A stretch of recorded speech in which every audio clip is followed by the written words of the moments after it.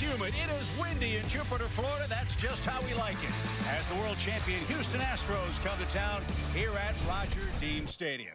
Hi again, friends. Chip Carey, Brad Thompson. Great to be with you for Cardinals baseball. Brad, we're a little more than a week into spring training play, but today is a big day for the Cardinals, especially for that starting rotation. Yeah, it certainly feels like it. Jack Flaherty's going to be on the mound today, as is Steven Matz. Both of them scheduled to throw 3 innings apiece. And as we know, both of these guys missed significant time last year. This is 2/5 of your rotation that you want to see for the full 32 starts this year. Let's hope it goes well today. So Budweiser's right. That's what's on tap. Flaherty and Matz and the world champs. And yes, Jose Altuve is here for Dusty Baker's bunch. We'll get to lineups. First pitch from Jupiter. Spring debut for Jack Flaherty comes your way next.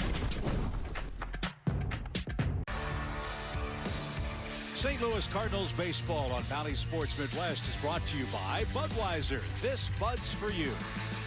By Great Southern Bank. Understanding what really matters. And by Ford, the official car and truck of your St. Louis Cardinals. Brad Thompson, Chip Carey with you from Jupiter, Florida. Spring training 2023 continues as the Cardinals host the world champion Houston Astros today. It's a beautiful afternoon. Warm, muggy, breezy. The wind shifting a bit, Brad. It was blowing out about 15 minutes ago. Now it's turned and blowing in as the Redbirds take the field under a perfect sky for spring training baseball. It's going to be a perfect day for sure, and a much anticipated day as Jack Flaherty takes the mound for the Cardinals, his Grapefruit League debut here in 2023. You see the numbers last year in 8 starts, appeared in 9 games, and certainly a frustrating year for Jack Flaherty as he found himself in spring training on the IL. A couple of stints during the season. The pitch arsenal for Jack Flaherty, who'll use that 4-seam, can elevate with it, wipe out slider when he's right, and just want to see him around the strike zone. He's beginning his work, Chip, in the backfield, ready to go 3 innings in this one today. And he'll oppose the world champions, led by Dusty Baker, who at long last, Brad, got that ever-elusive world championship last year for the Astros. They brought over Jose Altuve, Jeremy Pena, the MVP of the LCS and World Series last year, Martin Maldonado. Not a great hitting catcher, but it's spring training. Why not? See what he can do hitting third against Jack Flaherty today. Time to experiment with your lineup. Why not? Well, it certainly is, and you'll notice that with the Cardinals lineup as well. A lot of guys going off to the World Baseball Classic, and a lot of things up for grabs still in spring training for both clubs. Some questions in the outfield for the Astros. Who's going to be starting in center field? They're still waiting on Michael Brantley to get healthy, so maybe left field might be up for grabs as well.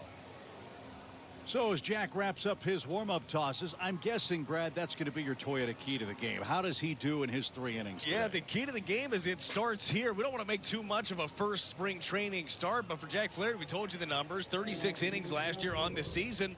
This is where it starts to build a season where you hope that Jack Flaherty gives you 32-plus starts. Looking forward to see him commanding the strike zone and just going right after the opposition. You might recall he was slated to pitch yesterday's game, but Oliver Marmol talked to Jack. He was a little achy, a little dehydrated, he said.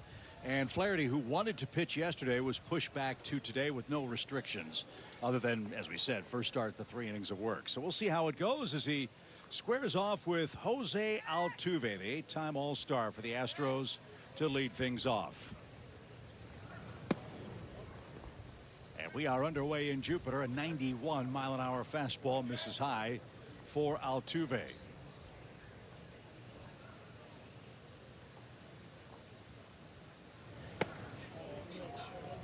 That stayed high again. Contreras thought that one was good enough. That's the battery for the Birds today. Flaherty and Wilson Contreras.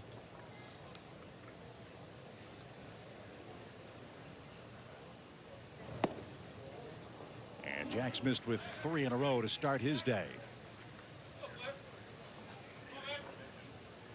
84 breezy degrees officially here in Jupiter. And that one found the mark. 3 balls and a strike.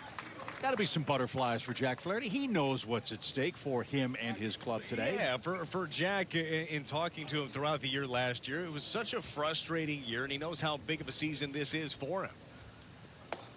And it's a leadoff walk for Altuve to start the ballgame. And Oliver Marmol talked about that in his media scrum today. He said, look, the Cardinals have placed a bet on Jack Flaherty returning to form. Maybe, as you said, not the 2019 form, but he can be a top-of-the-rotation guy. And with that hedge That's why the Cardinals, Ali said, didn't go out and try to get a #1 top of the rotation guy. Yeah, and I understand. I mean, it's putting a lot of eggs in the Flaherty basket.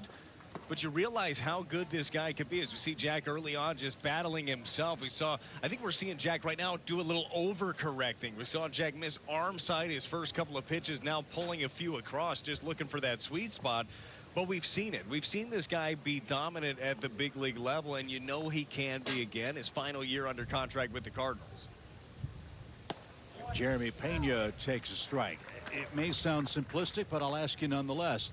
Other than the obvious, the difference in pitching on the backfields and in a big league game, even though it's spring training for Jack Flaherty. Yeah, even if you're a guy like Jack who's got plenty of big league service time, the jitters are still there. You have the crowd, you have the noise, you have the anticipation. You are seeing the clocks now as there are new rules in Major League Baseball. So I don't care if you're a young guy or you're a veteran guy, you're still going to feel a little bit different. So the game speeds up. The key is slow it down.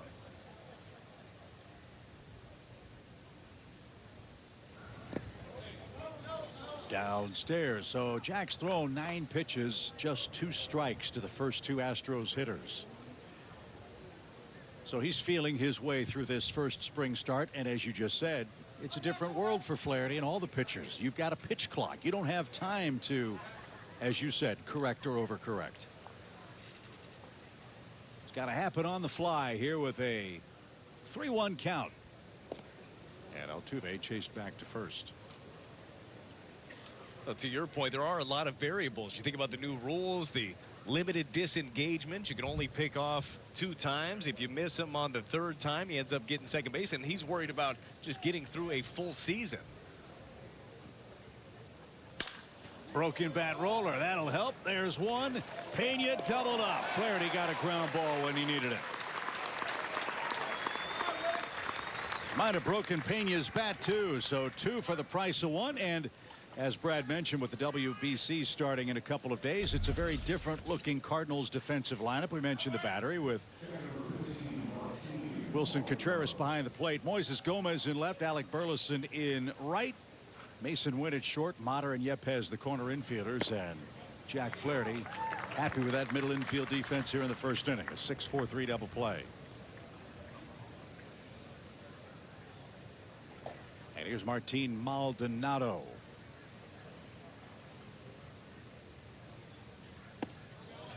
Funny what a double play ball can do for a pitcher's confidence and stuff. Ends up locking you back in a little bit, too. And I think that Jack did a good job of, after missing with the fastball both sides, went to his slider, slowed down his mechanics a little bit, and got his timing right.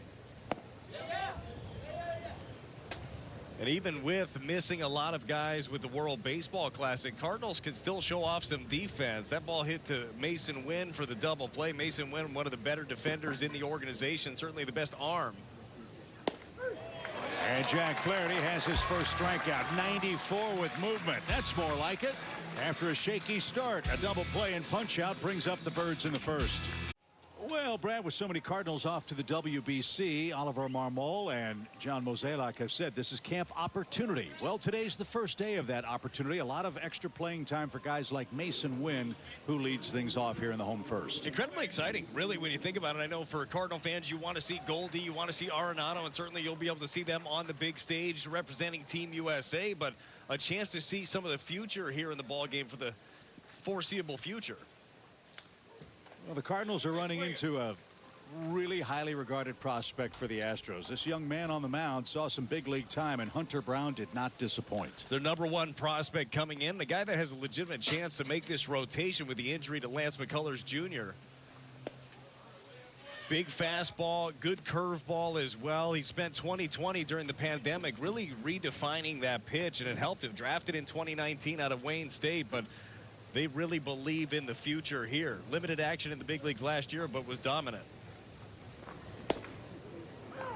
Perfect strike, says Mike Estabrook, our home plate umpire. You mentioned he's from Wayne State, Detroit. Idolized Justin Verlander as a kid. Not a bad guy to idolize right there. The pitch arsenal for Brown. That four-seam fastball. You saw that knuckle curve that we just talked about. Slider. Rarely used split finger as well. So the Cardinals will have their hands full with Hunter Brown, who pitched in 7 big league games last year. Won 2 of them, had a sub-1 ERA. and struck out 22 men in 20 and a third innings. And Mason Wynn, a good take, evens up the count at 2 balls, 2 strikes. I'm with you 100%. These games are entering the dog days of spring training time for the players, the coaches.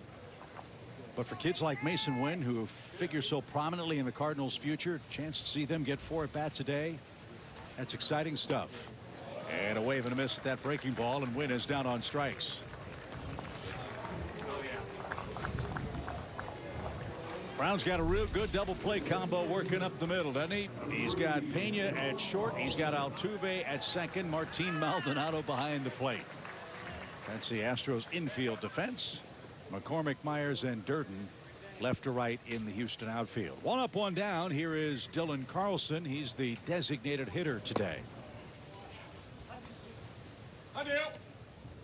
Well, mention the young guys, and I guess that Dylan Carlson's still a young guy, 24 years old, but a lot here in this camp too to prove that he can hit from this side of the plate and do so with authority.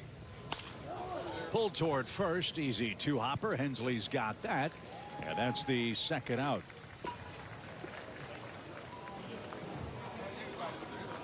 And Juan Yepez will bat for the first time for the Cardinals.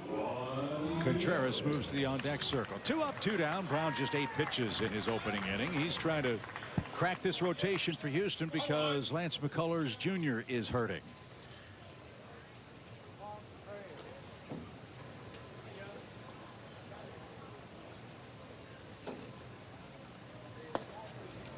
And a little low, 1 ball, no strikes. 12 homers, 30 RBIs for Juan last year, a .253 average. 4 hits so far this spring with a couple of ribbies.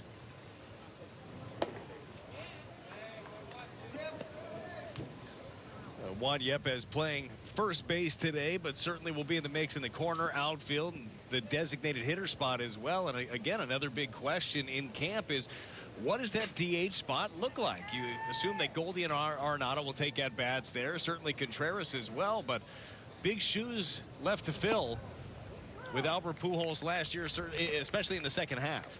Were you surprised at Ollie's comments before the game to the media about how much competition there is still ongoing with this club? Honestly, I think it's exciting, and it's refreshing, really, that nothing is handed out right here at camp. They have different ways that they can foresee it shaking out. And Ollie did also say that he believes that if they had to, they could break camp now and feel very comfortable with their squad. And he said it's a credit to the group that's out there that's put in the work, but that doesn't mean they know who's getting all the at-bats and who's playing everywhere. They've got a lot of good choices, and the next couple of weeks is how do you sort this out, and how do these guys force themselves not just on the team but into those starting roles. Hence the term camp opportunity, which has been said so frequently over these last couple of weeks. As Yepez ahead in the count, drives and over short and out of reach of Pena, who made a great leaping try. And there's the first base hit of the ball game. Yepez with a 3-1 count. He's aboard in front of Contreras here in the first.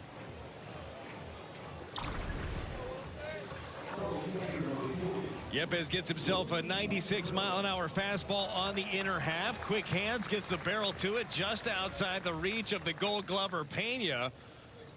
I'll tell you what, if you're the Astros, that's pretty nice to be able to go from Correa to Pena. A pretty easy transition for them. So Contreras bats with a runner at first and takes strike 1.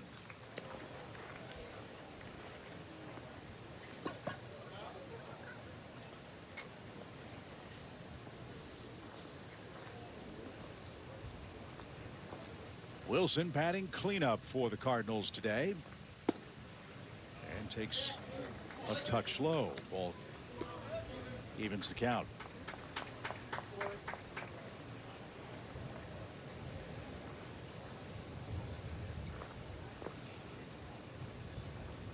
Outfield shades him slightly toward right in center field. And he drives that one a long way foul toward the Cardinal pen and into the seats. Nice crowd here in Jupiter on a Monday afternoon.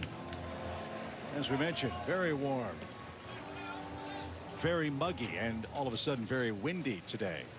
Still beautiful somehow. Not complaining. Yeah. Nope.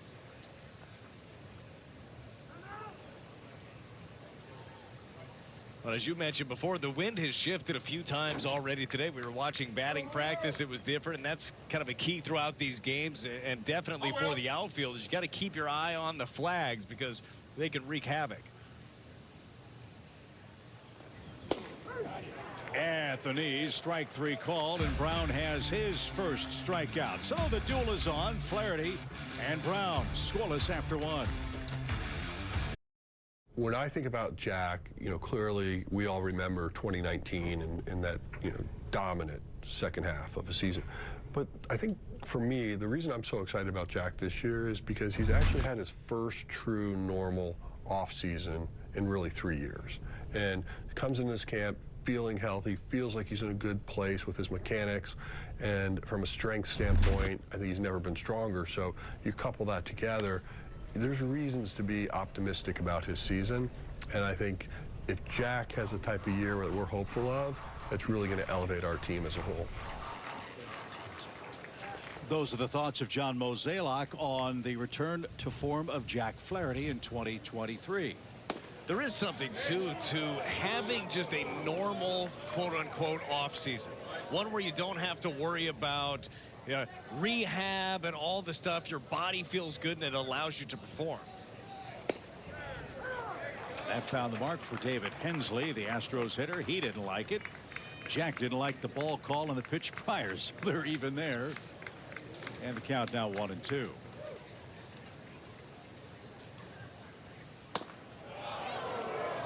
That was close.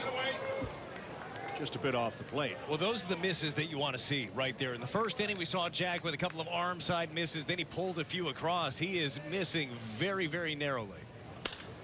High fly ball hit well toward left. Moises Gomez is back, and that ball is gone. David Hensley has hit a home run with 2 strikes here in the Astros second, and they strike first.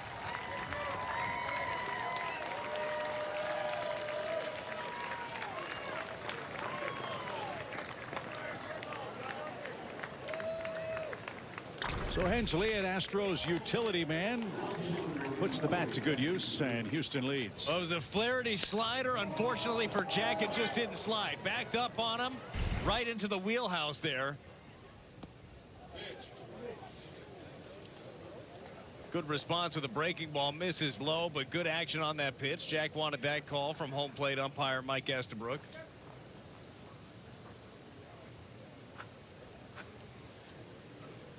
Justin Durden, the hitter, he stepped out as the pitch clock was winding down to about 8 seconds. So it's a break for Flaherty, who regroups and delivers his 1-0 and fouled away. Yeah, I like the analogy that Mo has made, that Ali has made too. Is there a calculated risk? Yeah, there's a calculated risk in anything, whether you trade for a man, sign a man, or count on a man to come back from injury. At the end of the year, you'll find out if your bet was the right one. Well, and they have the ability. Cardinals certainly have plenty of depth when it comes to their rotation. Jack Flaherty has a chance to be out there and be that dominant front end. But we've seen the Cardinals the last couple of years. And as you see the good breaking ball back door to get the punch out. You've seen the Cardinals go out there and make the trades and go get starters when they needed to at the deadline. The hope is this year you don't have to. See the good breaking ball, the knuckle curve from Jack Flaherty catches the back door. That was a good sequence, and that brings up Chas McCormick. 1 in with 1 out. And McCormick, a vicious cut, didn't get that, fouled away. Strike 1. Well, Chas McCormick's out there fighting for a job as well. We saw him last year. We saw him make a great catch up against the wall in the World Series in Game 5, but he's fighting for that everyday center fielder job. On the ground to third, Motter's got it, and his throw on the money. Yepez, a nice pick. And 2 men are out. Jack looking a little more comfortable. And as you said, when he's missing in the right spot. All encouraging signs, I would think. Yeah, this is what you want to see. You want to see him around the zone. He's utilizing all of his pitches right now. Certainly would like that backup breaking ball, that slider back. But other than that, he's looked good. Jake Myers launches out a play foul. Myers trying to come back from numerous shoulder surgeries for Houston. Those have sidelined him the last couple of years.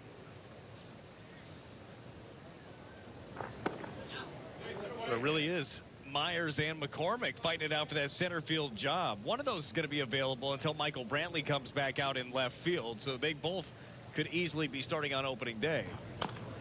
And Dusty Baker, wise baseball man that he is, puts those two guys in the lineup at the same time against a guy the caliber of Jack Flaherty. Battle it out, and that's why that's what you do want to see, that against this competition. And as spring training gets later and later, that's when you really learn about some of these young players.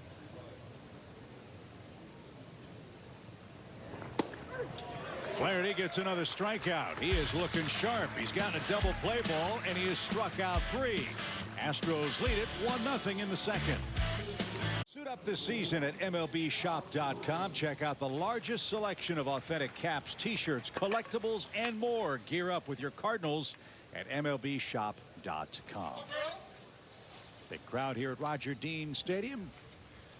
A sea of red as Alec Burleson leads off the home second. Astros lead it 1-0.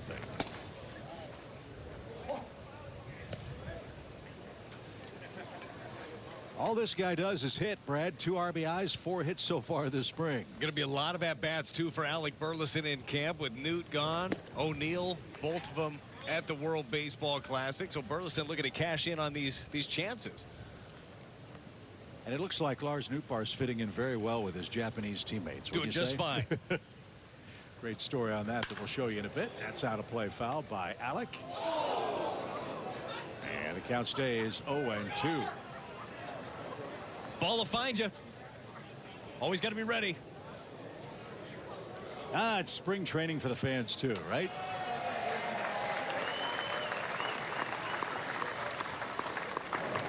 In the dirt.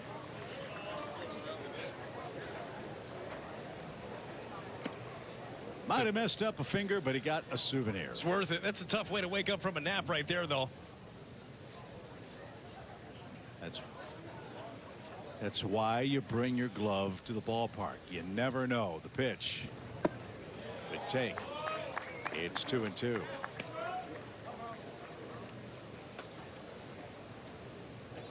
Cardinals have 17 players in the organization participating for various WBC clubs. Lars Nootbaar for Team Japan, as we told you, and you know. They played an exhibition game, I believe yesterday, and it's become apparent that the Lars Nootbaar effect is taking over in the Far East, not just in St. Louis. Yeah, they are. They are already in these exhibition games. Japan is grinding out at-bats, if you will.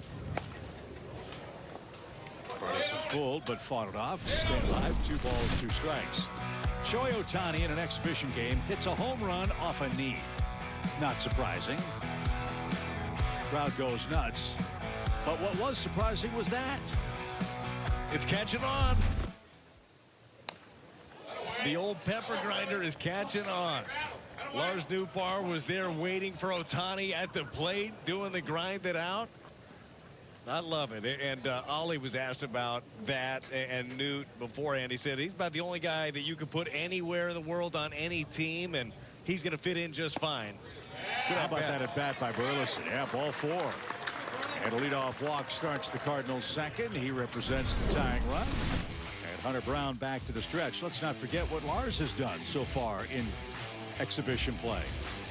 2 for 3, got himself an RBI knock, and you know, Chip, from talking to Lars about the World Baseball Classic, and he's just all smiles in general, but he's so excited to be able to represent Japan on the big stage. And get a look at some of these Cardinals playing in the World Baseball Classic. They're all just pumped up to go. There's a real energy around everybody that's going to play in the WBC. Team USA starts play on March 11th, I believe. Their pool includes Mexico, Colombia, Great Britain, and Canada. So we'll wish Team USA all the best of luck with their skipper, Mark DeRosa, as Taylor Motter digs in with an even count here in the home second. Motter's got a home run this spring.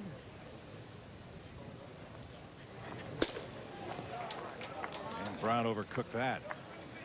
2-1.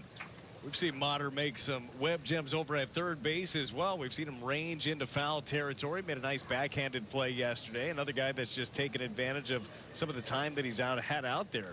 Made his debut with the Rays in 2016. He's had various time with Seattle, Minnesota, Colorado, Boston. A couple games with Cincy last year.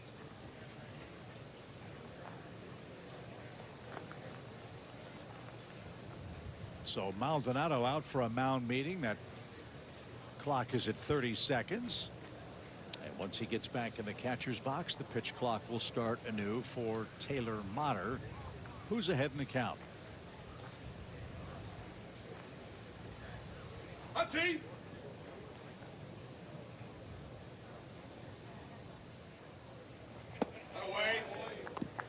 3 balls and a strike.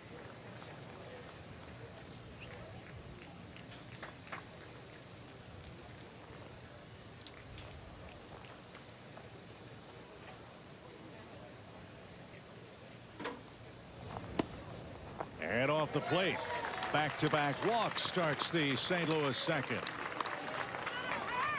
So 2 good at-bats back-to-back brings up Moises Gomez with a run-scoring chance.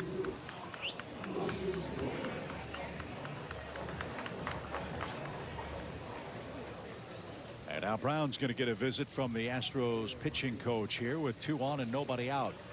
Gomez, Brad, another guy that's opened eyes at the plate. He did that last year when he hit 39 home runs, too. That'll do it when you lead all the minor leagues in homers. He was a Cardinal Co-Player of the Year in the minor leagues alongside Jordan Walker, and a guy that just, he swings a big bat. He gets up there and he swings hard. We've seen it in camp. We've seen him drive the ball in the gap. He goes the other way and just does not get cheated. The knock on him when he was let go by the Rays and the Cardinals pick him up, well, he strikes out too much. Well, if you're going to give the power that he gives, and by the way, we've also seen the strikeout rates for Gomez drop a little bit, he's got a legit chance to be in the big leagues. He was added to the 40-man roster last year. This is a big camp for Moises Gomez. Houston's bullpen starts to work as Moises digs in. 2 on, nobody out. The young man having trouble finding the strike zone here. Ty Buttrey is the man getting loose as Brown's approaching 35 pitches. Got a hanger, popped it up. And that'll curl into the stands for a strike. It's even 1-1.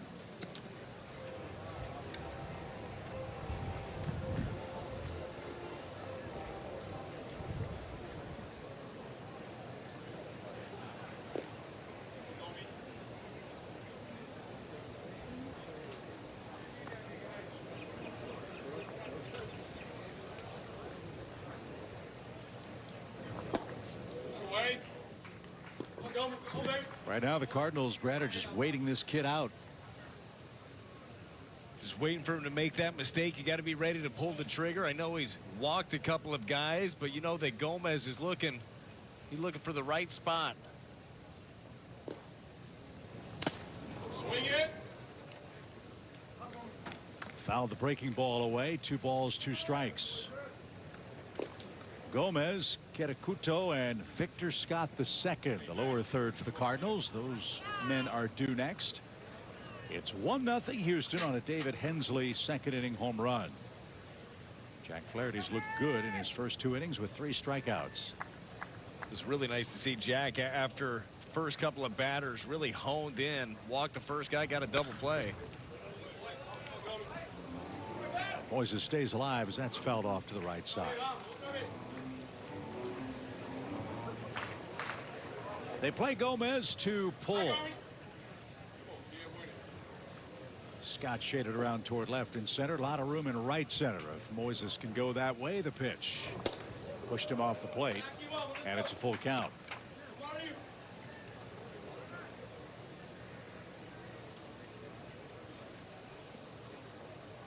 There's the Astros defensive alignment. No shifts, of course. The runners not going and fouled away. Took a little off. funny to say that when the man's throwing 97. He threw that one 94, and Gomez was able to stay alive. Yeah, still up there fighting. We've seen a couple of good at-bats. As much as Brown is fighting up there, the Cardinals making it even tougher on the young right-hander who's battling to make this squad. Pitch number 8 of this sequence. The pitch is popped right side. Hensley on the run, won't have a play. That's into the seats, and the battle continues.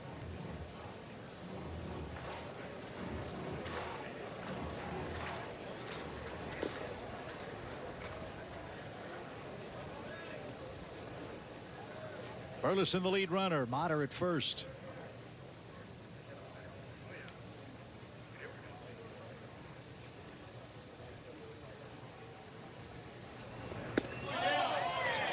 Another base on balls. He's walked, the bases loaded. And Dusty Baker shaking his head, has to move from behind the protective screen and slowly makes his way to the mound. That's going to be the end of the line for Hunter Brown, who's walked 3 in a row to start this second inning with nobody out. And at 41 pitches, Brad, that's going to be the end of his afternoon. Well, Hunter Brown talked about it after his first outing of the spring. He really just wanted to get more efficient with his fastball command. Struggled in this one, but a bright future for that young man as he tries to bounce back. Well, Cardinals will try to make him pay for some second inning wildness when we come back. 5K presented by Bally Sports Midwest. All participants get an exclusive t-shirt and finisher's medallion featuring Cards Hall of Famer Ozzie Smith. Proceeds benefit Redbird Rookies and Gateway PGA Reach. Sign up now at cardinals.com/5K. This is Ty Buttrey on the mound for the Astros. King-sized right-hander, 6'6", who used to pitch in the Angels organization. Brad? He's facing Junel Kirakuto and quickly gets ahead 0-2. What a mess for him. Bases loaded and nobody out. You know what, though? These are the kind of jams that if you're Dusty Baker and you're the staff, this is what you want to see a guy come into. You don't necessarily like that Hunter Brown left it for you, but this is where you get to learn where guys can fit. Slow roller right side. They'll fire to second one. The return throw to first is late. A run is in and the game is tied. Buttrey got the ground ball, but is hit just softly enough to keep the Cards out of a double play. That'll score Alec Burleson, and we're tied 1 apiece.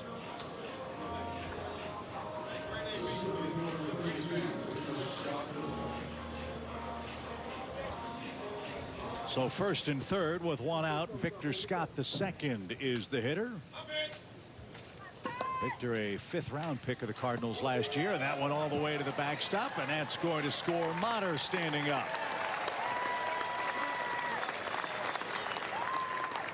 And it can unravel quickly when you're on the mound in a big mess like Buttrey inherited. Cardinals lead. And unfortunately for Buttrey, he comes in, he makes a really good pitch, gets the ground ball, and then just yanks this fastball in, nearly hitting him there, Victor Scott II. And that's how quickly it happens. So the Cardinals' patient approach here in the second inning. They've got 2 runs without a hit. Bases loaded, walks. As this one's popped up left side, Correa fighting the sun, can't find it. No sunglasses. I bet you'll see an adjustment next inning, or during this inning potentially. That's maddening. In an inning like this, you have 3 walks, you have the wild pitch, a free out right there, and not able to take advantage of it. Dusty and his coaching staff all have their shades on, but J.C. Correa, the brother of Carlos, didn't, and that might have cost the Astros an out.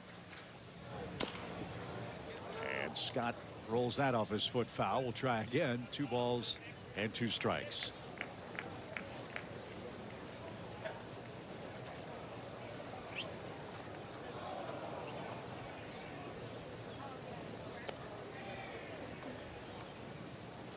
Three walks, a force out, and a wild pitch has scored 2 Cardinal runs.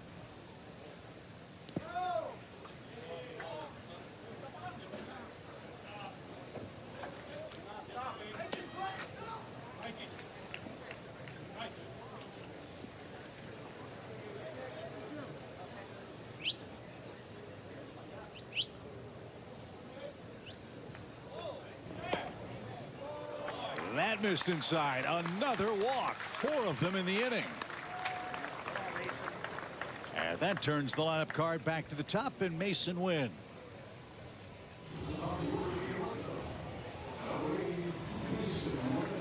This is Buttry's 3rd spring outing for the Astros. He's pitched 2 scoreless, hitless innings. One of them came against the Cardinals back on March the 2nd. And Mason takes outside. 1 ball, no strikes. Spring training or not, what's the mindset for a relief pitcher coming into an inning that he inherited, speaking of Buttrey? Yeah, the idea is, hey, let's pound strikes, so let's go right after him. Let's let the defense do the work. I know a lot of times you get in trouble when you're thinking about, I need a strikeout right here. You can't get a strikeout until you get to 2 strikes. So it comes to commanding count. So if you're Buttrey right now, falling behind 2-0 is not where you need to be. It's all about that strike 1. Easier said than done. We're seeing him miss arm side, seeing him miss each way. He's pulled a few. That one, the changeup. And so now Wynn way ahead in the count. 3 balls, no strikes. And he takes a walk. Cardinals have him loaded again.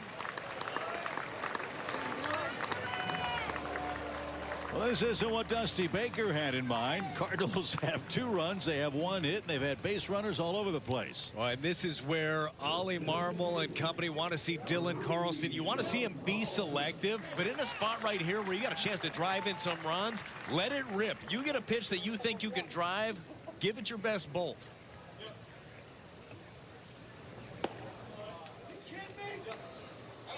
Sunk out of sight. Ball 1. 14 pitches for Ty Buttrey, just 5 strikes.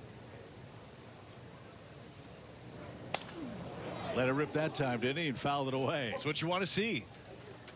Dylan Carlson is one of those guys. He can do big time damage. I think that he's still figuring out how to unlock that power and do so consistently, specifically from this side of the plate.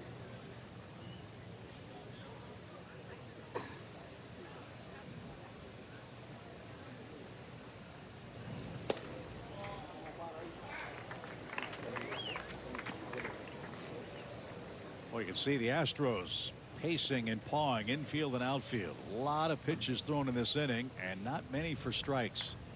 And there's another miss. 3-1. This is one of these games where Dusty Baker's leaning over to the staff, saying, we bring enough guys? I know we just traveled from West Palm. It's about 30 minutes away, but I hope we brought enough arms for this one. Well, make a call. They're right down the street. The pitch. That's taken high. A bases loaded walk. This is amazing. 6th walk of the inning.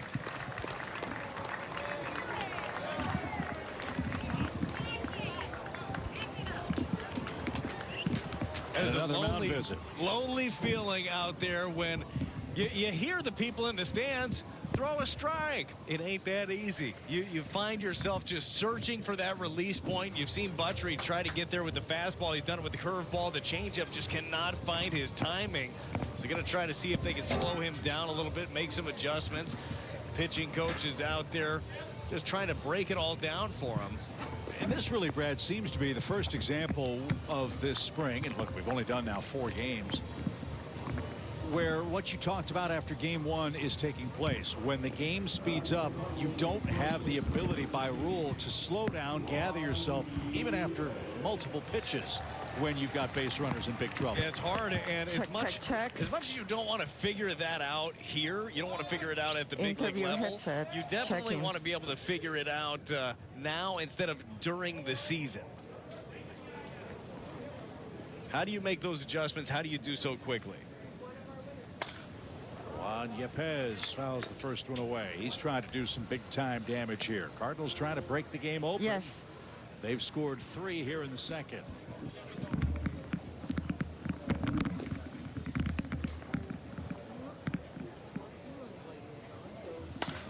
Ground ball right side. That'll sneak through for a base hit. 2 runs are going to score. Throw comes to 3rd. That's going to be late. Yepez between 1st and 2nd. He'll scramble back. Good piece of hitting. Takes it the other way, and the Cardinals add on.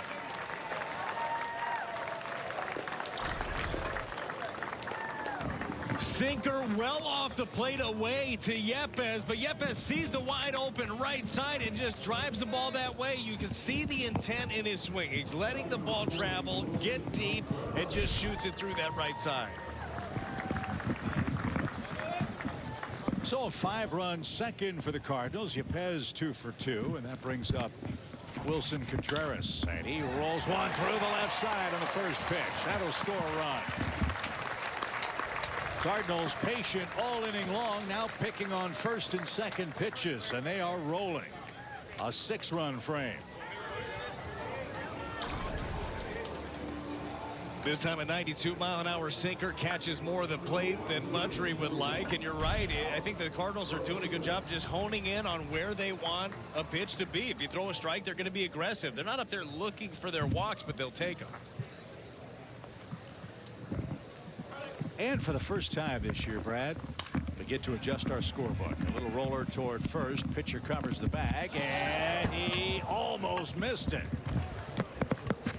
He did on the first try, then Buttrick back kicked and got the bigger base, which might have saved him some embarrassment there. The 3 inches, right? It's 18-inch bases now as opposed to the 15, and that does add insult to injury if in fact you miss this. He does a good job of getting over there, but you got to know exactly where you are. Overruns it by a step.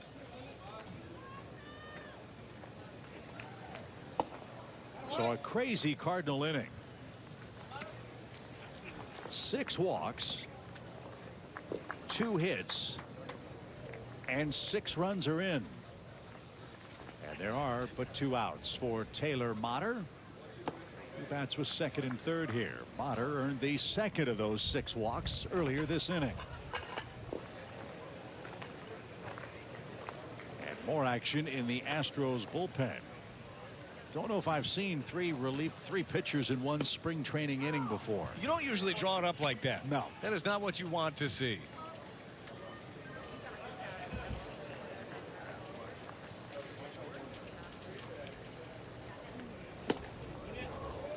Motter lets her rip. Didn't get it.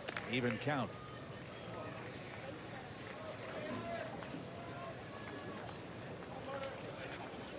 It'll be interesting to see how Jack Flaherty reacts to this long layoff in between innings. He's now been staked to a 5-run lead. It really looks sharp, especially in that second inning. The first inning, walked the first guy that he faced, got his ground ball through 14 pitches in Jack's first inning. Only 6 of them strike, but really responded in that second inning, honing in with all of his pitches. Popped up right side. And in foul ground at first, that will retire the side, but a great inning for the Cardinals. 6 walks lead to 6 runs, and after 2, the Redbirds lead by 5. I'm sure Jack Flaherty would like a whole lot of 6-1 leads early in games this 2023 campaign. That's what he's got heading into third, and so I'll ask you, what's the biggest adjustment he has to make after sitting in the dugout for 15-20 minutes? Yeah, well, Jack's been doing this for a long time, so he knows how to keep himself ready. He knows as the inning get longer, different ways to keep his arm and keep his body prepared. I doubt he just sat there the entire time. I like seeing that right out of the gate, just pumping strikes, going right after the opposition. You've been given a 5-run lead here in the game. Go attack. Go right after him. And he's facing the Astros minor league player of the year, Yanier Diaz, with 25 home runs last year. You know, for so many years, Brad, that's what made the Astros such a great organization, dating back even to their National League days. And for you young fans, yes, they used to be in the National League. First, the 0-2 pitch. They did such a remarkable job with their Latin American scouting and development program. They've got almost all of the great players out of Venezuela, and that pipeline has continued for them. As Diaz takes a called third. Boy, Jack's got everything working. That's his 4th strikeout. Really like how he's working the inner half of the plate right there. Spots up, gets the corner, gets the call on the punch out. And J.C. Correa, the hitter, Carlos's brother, who had a .309 average last year with the Asheville Tourists. And a ball for Houston.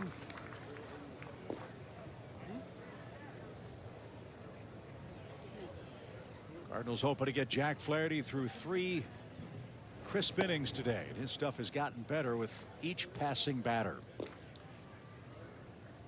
As Brad mentioned, he walked the leadoff man, fell behind Pena, got a double play ball, then struck out Maldonado, gave up a 2nd inning leadoff home run, and has now struck out 3 of the last 4 hitters he has faced. You couldn't have scripted this any better for Flaherty to this point. It's what you wanted to see. As you mentioned earlier, he wanted to be out there yesterday. Ollie and the staff decided to give him an extra day, make sure that he's hydrated and ready to go, and so far so good. He had 93 right there on the fastball that he misses away.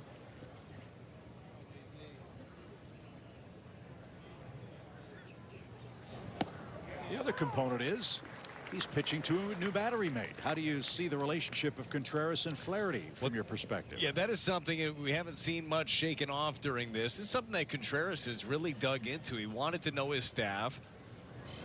It's a reason that he decided to not go play in the World Baseball Classic and represent Venezuela. New team. He wanted to learn about all of his pitchers, and that's Jack Flaherty is going to be a big part of it. I think that he's worked really well with these guys. He's worked diligently. You see him covering up the pitch comm as they're using that, as teams around baseball use the pitch comm. I haven't seen too many guys utilize the pitcher pitch comm that they're trying in spring training. On the ground is short. Mason Wynn's got that. Loads up and fires a strike. Shortstops with great arms love to show them off, don't they?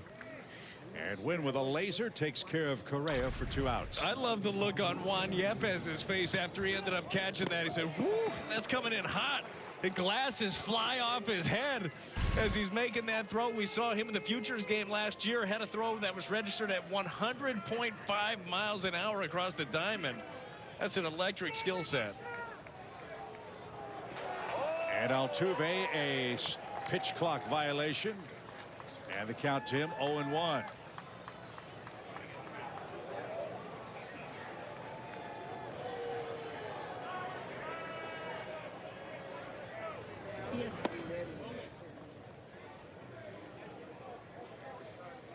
So Altuve asking Mike Estabrook, is that on me or him? I said, no, that's on you. Buckled his knees with that breaking ball. You don't see that happen too often to a hitter the caliber of Jose Altuve, who's won the batting title 3 times in his great career.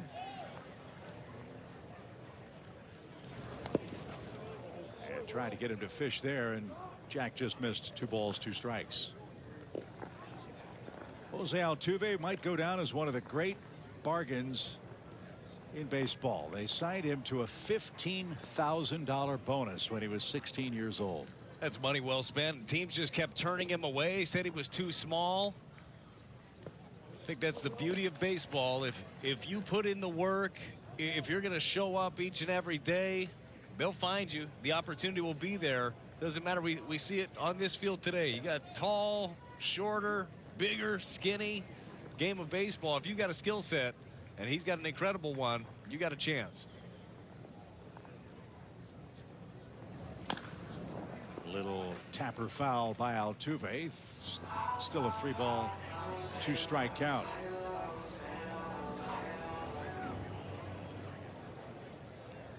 Steven Matz is scheduled to follow Jack Flaherty. And Jack would like to finish with a flourish. And Altuve hanging tough.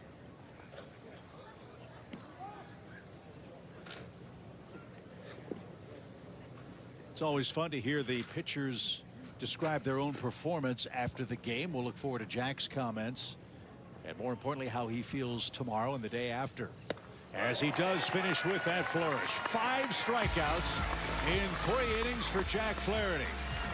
That'll make Dusty Blake happy. The Cardinals. There you see the blonde locks of Ronel Blanco. He's the 3rd Astros pitcher as the Cardinals come up in the home 3rd. Record-setting inning for St. Louis in the 2nd. 6 walks turned into 6 runs. And there you see Blanco's line for his 7-game appearance with the Astros in 2022. He will face the lower 3rd for the Cardinals. Moises Gomez will get things started.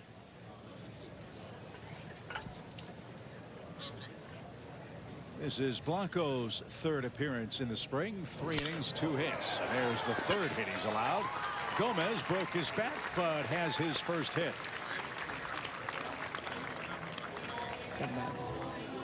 Don't have to hit it hard. You just got to put it in play and hope for the best. Swing hard, good things happen. That's what happened there with Gomez. Strong guy anyhow. Does break his bat, but finds some grass out there in center field. I'm not getting anything. Piggyback.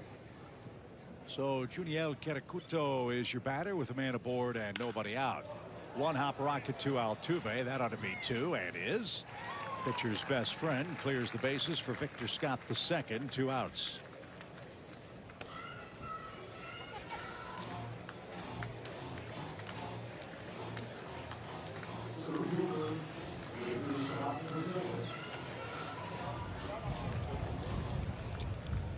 So here's Victor Scott II. He walked and scored a run. He's a speedster. 13 stolen bases at Class They told me A the last year. of our home half. Lines it the other way. Nice piece of hitting. Base hit with 2 outs. That's one facet of the game, Brad, I'm really excited about, is how organizations draft and develop guys that can do what Scott just did there. Put it in play and wreak havoc on the bases. Well, you do wonder, and that was one of the big things when they talked about changing the rules and have changed the rules, made the bases different, than limiting the pickoffs to try to bring speed back into the game. Seeing how teams actually go out and utilize it. You mentioned those 13 stolen bases. That happened in 108 plate appearances for him last year. That was the facet of the Cardinals team that I grew up admiring and watching in the 80s, right? Vince Coleman and Willie McGee and the like. I don't think you're going to see that again. No. But what was it? 41 steals led the National League last year. John Birdie of the Marlins is the reigning stolen base king in the senior circuit. Saw Tommy Edman up there around the leaderboard with 32 of them, but certainly more bases to be had. And I think that we're going to see that more as spring progresses here. Guys start getting their legs under them, then you start taking more chances. 6-1, Cardinals lead it as Mason Wynn didn't get it. And to our continuing point about how when you have traffic on the bases, the game speeds up. How you slow it down, that ripple effect of a fast base runner and the pitcher, batter, catcher matchup with that speedster at first or second base is, I think, going to be the fascinating thing that evolves over the course of this season. Well, especially after you have a couple of pickoffs to try to keep that guy close, and then you're on your what would be third disengagement, and you've got a countdown to launch of a guy that's going to steal. That just missed. 2 balls, 2 strikes. Well, that's one of the fan surveys that was taken. Fans want to see more doubles, more triples, more stolen base attempts. We'll see if that comes to fruition this year. As that ball is driven toward right, and that will retire the side. Cardinals get a couple of hits in the 3rd inning, and Steven Matz is on his way out. 6-1 St. Louis. Well, Brad, we talked about it in our opening comments. Important day for the Cardinals pitching staff. Flaherty and now Steven Matz piggybacking against the Astros. Well, so far so good with Jack Flaherty. Again, a disappointing season for Steven Matz after he signed his 4-year deal with the Cardinals to only get the 10 starts in. But here he is, healthy and ready to contribute, and a nice start for him. 1 pitch, 1 out. Every pitcher loves that, and especially so for Matz, who is frustrated by how 2022 worked out. It was frustrating, especially, you know, I got little bits and pieces of like, okay, I'm good, I feel good, and then, you know, derailed it with my knee. And so just the ups and downs last year was tough. You want to show them, you know, why they signed you and what you can do to help them win. And last year was tough for me, so I'm excited to get a clean slate this year. That might be the important part of it. Clean slate, new year for Steven Matz. Faces Martin Maldonado and quickly is ahead of him 0-2. Yeah, that was the maddening part last year, is he ended up going on the IL early. He had the shoulder issue, and he comes back and says, okay, well, here we go. We got Steven back, and then he's going after a ball and ends up hurting the knee against Cincinnati. That took him out even longer. Saw him come out of the pen, and he looked very good there, but That's not what, you know, he wasn't signed to a 4-year deal to be out of the pen. This is it. It's about making 30-plus starts for the Birds this year. Swing and a miss. Breaking ball gets Maldonado. You're right. You know, 2 years ago, Matz was a 14-game winner for the Blue Jays. If you can win 14 games in that airport of a ballpark, you know it's in there. The question is, as you alluded, can he stay healthy? Well, and he should be just fine if he's throwing the ball just like that. Nice breaking ball in there for a strike. Good feel for it early on. We know this with Matz, gets a ton of ground balls, and really not your prototypical sinker baller. Usually you think sinker ball guy works at the bottom of the zone. Matz actually works up in the zone, but he gets a lot of weak contact, tons of ground balls still.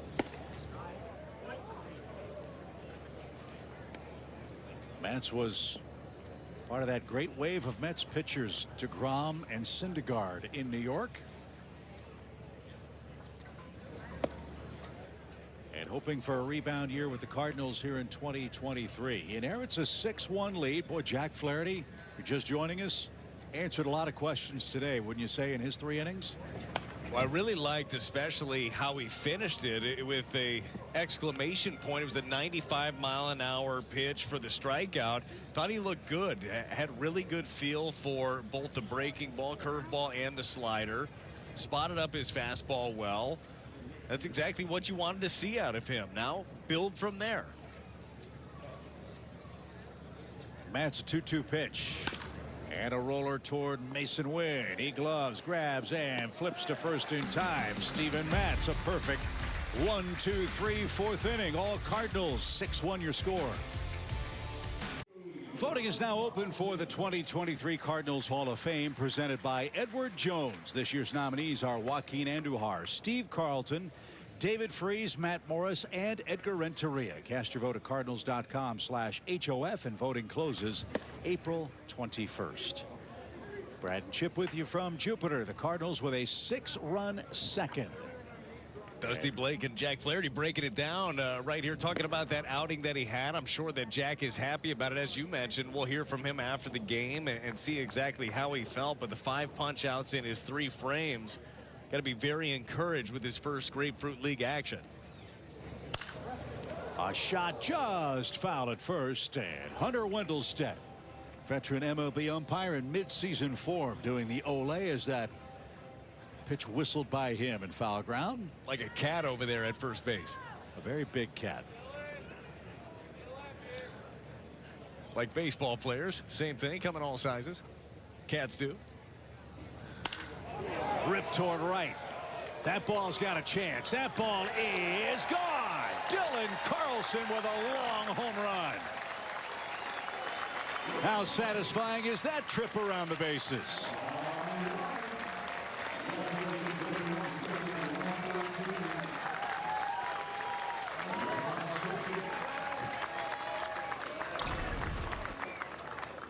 It's the question we've been talking about in camp with Dylan Carlson. Can he hit the ball and do so with authority from the left side? That swing says you're darn right he can. Very quick hands to the ball fast, and this ball gets out of here in a hurry. That almost took out our TV truck. Oh, we don't need that. No. Well, we can't survive without Tom Mee and Brian Shapiro at the helm. Luckily, they're out of harm's way as Yepez pops this one up right side. Shallow right. Can anybody get there? It is going to be caught by Durden for out number 1. That ends Yepez's perfect day. He's 2 for 3 with a couple of RBIs.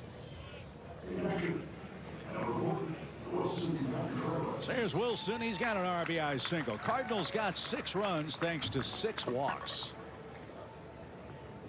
And we're told by the Cardinals PR staff, the Cardinals have had 1 inning where they've drawn 6 walks since the 2000 season. This, of course, in regular season play. July 21st of 2017, when they played at Wrigley, a 9-run 8th inning turned a 3-2 deficit into an 11-4 win. Remember that game? No. Judd Jerko walked twice in the inning. We're told the Cardinals front office made the trip to Wrigley Field, and that was a big day in Cardinals history. They made a deal with the Mariners to acquire Tyler O'Neill. Pretty good day. It's amazing how quickly it could just go away, too. Trying to find the strike zone. We saw multiple pitchers for the Astros just really feeling for it.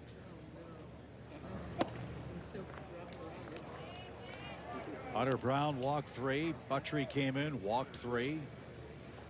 Now Ronel Blanco has given up the Dylan Carlson home run as he's on for his second frame of relief.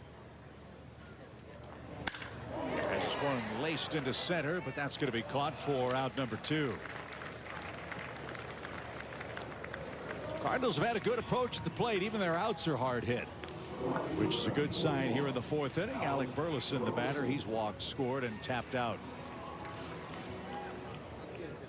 Tells me right now that they've got a really good approach. When you've seen this Astros pitching staff be all around the strike zone and not as much in it, sometimes you'll see teams kind of get fooled when they do throw a strike, almost surprised. Cardinal hitters doing a really good job just kind of honing in on their strike zone and ready to take their best swings.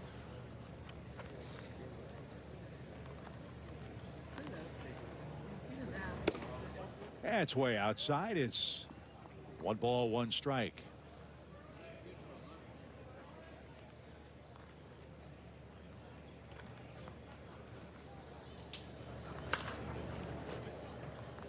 Blanco got away with 1 there, and Alec fouled it off. So it's a 1-2 count. 2 outs, bases empty here in the home 4th. Dylan Carlson has hit a home run to start the proceedings.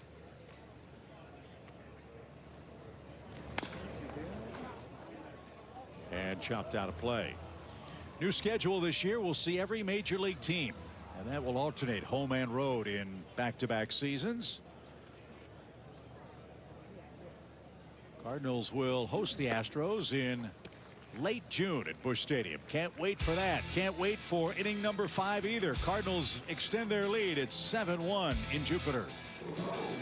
Cardinals baseball on Bally Sports Midwest is brought to you by Chevrolet. See your Mid-America Chevy dealer. By CarShield. CarShield cars go farther. And by Toyota. See where Toyota takes you. Test drive one at your Toyota dealer. Toyota, let's go places. Perfect day in Jupiter. It's all Cardinals.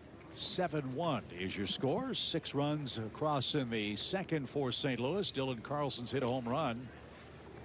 And Jack Flaherty and Steven Matz have looked terrific, Brad, to this point. They have. Pretty good first inning there for Steven Matz, too. 10 pitches, 7 strikes, had a punch out as well. We're seeing him spot with his fastball. Breaking ball has looked good also. 2 of your key cogs, obviously. I mean, this is 2/5 of your rotation, getting a chance to pitch in their first Grapefruit League action. They're going to need him. Justin Durden fouls that off Contreras.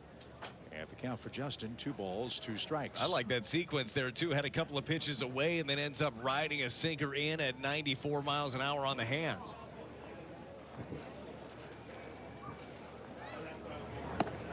And he paints the outside corner. Boy, sequencing is exactly right. That was really effective. That's pitching right there. It's textbook. You go away, you bust him in. So you think, all right, is he going to double up? Nope. He spots up the fastball again, showing that good command right on the corner. I mean, Contreras hardly had to move his glove. And that went right on by Chas McCormick. Matt's throwing hard, which he does. 95 miles an hour. And if memory serves, when he's right, you don't have to worry about a pitch clock with this guy. He gets it, grabs it, and lets it rip. He is on the mound. He's ready to work, and he just looks more free than we saw him at all last year, even early on. Good changeup right there. Gets him to wave through it.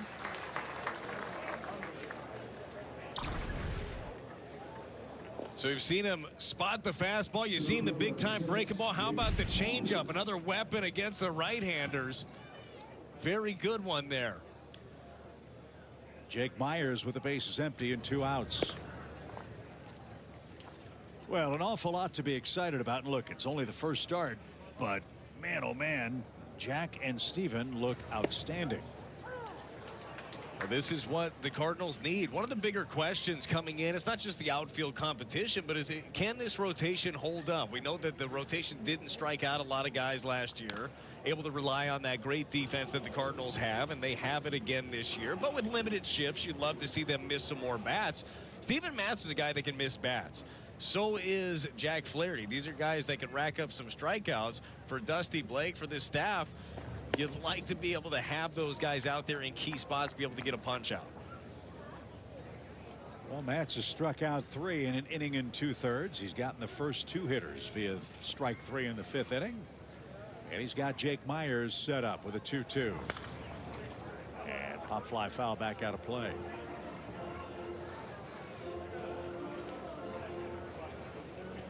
Cardinals make a road trip after this game. They've got games with the Tigers in Lakeland and the Yankees over in Tampa coming up. Then they're back here to face Nicaragua, if I'm not mistaken, in WBC exhibition action. That one off Stevens' glove. Wynn will handle the deflection, and Matz has 2 perfect innings. 6 up, 6 down for Steven. We're midway through. It's 7-1 Cardinals. All right, fans, the Blues are in Arizona tomorrow night to take on the Coyotes. We'll see you at 7:30 for Blues and Coyotes on Bally Sports Midwest. New chunker on the mound for the Astros. Number 92, Matt Gage. Gage got a little bit of big league time last year with the Toronto Blue Jays. Appeared in 11 games for them. Did a good job. I think that right now Dusty Baker is just hoping for that right there, just pumping strikes, as they have issued far too many free passes in this ball game. Gage has pitched all over the globe. Spent some time with Diablos Rojos del Mexico.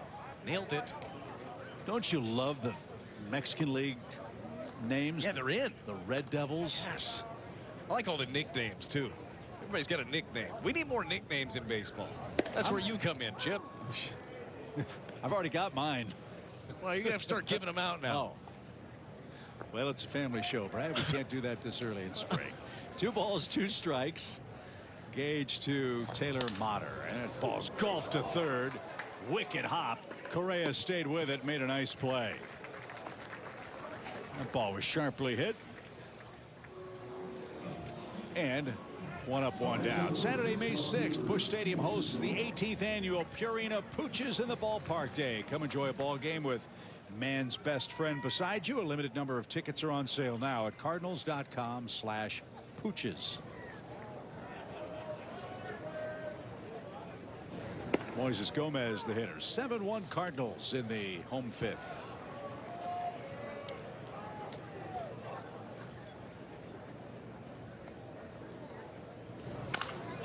Little chopper again for Correa. He'll glove, grab, gun, got his man. Nice play.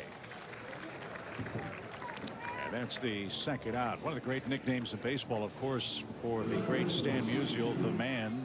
And then in modern times, El Hombre for Albert Pujols. I think the nicknames are something that have gone by the wayside. Maybe got to be truly special to have one of the nicknames. But the Cardinals have had a few of the best to ever play the game and a few of the best nicknames out there. Upstairs for Kerakuto, who's knocked in a run on a fielder's choice.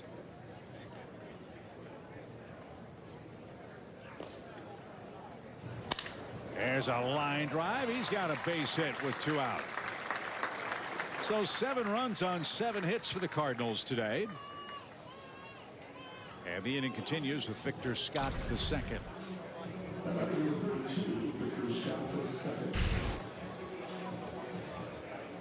Doesn't matter spring or regular season, you throw it there, it's going to get hit hard somewhere. For sure. It doesn't matter if it's going to be a journeyman like we've seen Kerakuto be, a guy that got a chance to see this year, or a young buck that's never sniffed it. You can't throw it down the middle.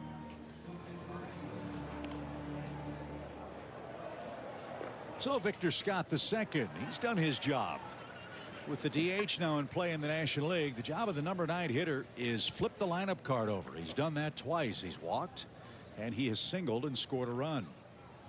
Got to be a fun call for the 22-year-old today to come over and not only play in the big league game, but start in it. He was drafted, as you mentioned, just last year, and getting a chance here to show off his skill set. We saw him go the other way. We saw some of the speed.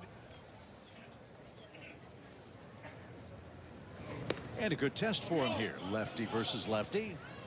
Those are all things that get filed away in a spring training contest. How does he handle left-handed pitching? He's hanging in there pretty tough here. Well, with the ability that he showed last at bat to go the other way, that's what you want to see. Left-handers, the big key is to not pull off when you're facing lefty on lefty. If you can stay in there and have that up the middle other way approach. Ripped foul back. Good cut. And a ball and 2 strikes. Like how short the stroke is right there from Scott the second. It's just quick hands, looking to serve the ball out there and then let the wheels take off.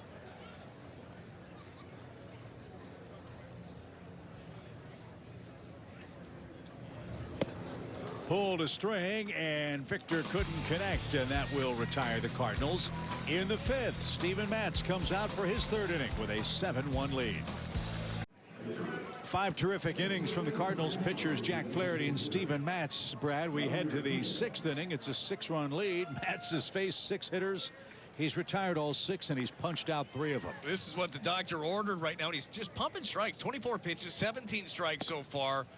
Using both sides of the plate. That right there is something that we saw early on last year before he ended up on the IL. His ability to get in on right-handers. He's an uncomfortable at bat, and then he tosses that thing in there. He throws the fastball in, then the breaking ball off of it, and just in command early on here against Diaz. Followed up that breaking ball with another that Diaz was fortunate to foul away.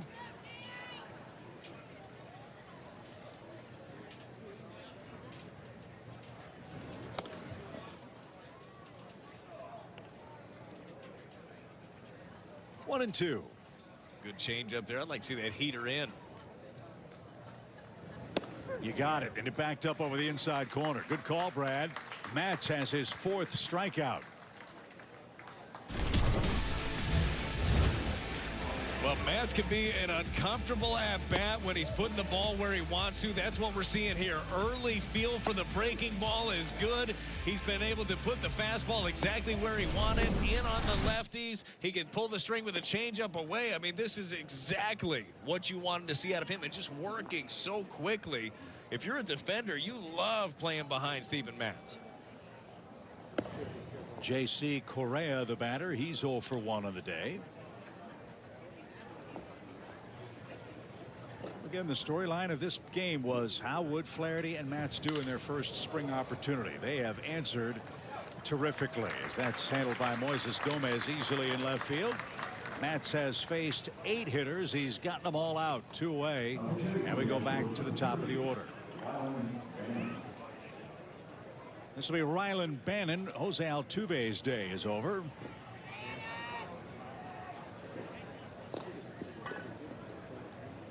Altuve walked to start the game against Jack Flaherty, then struck out. So Rylan Bannon is the batter.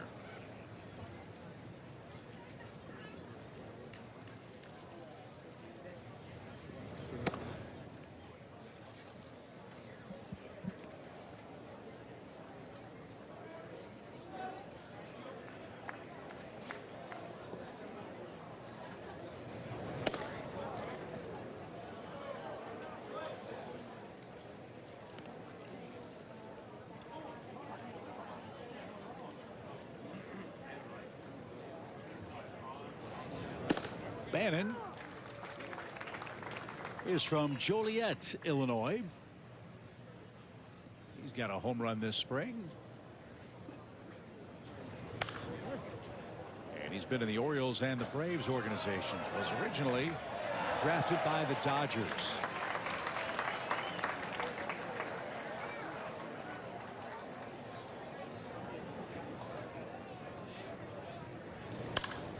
This one popped up. Contreras gives chase, won't have a play. A nice response here by Steven Matz after falling behind 3-0. Gets right back into this count.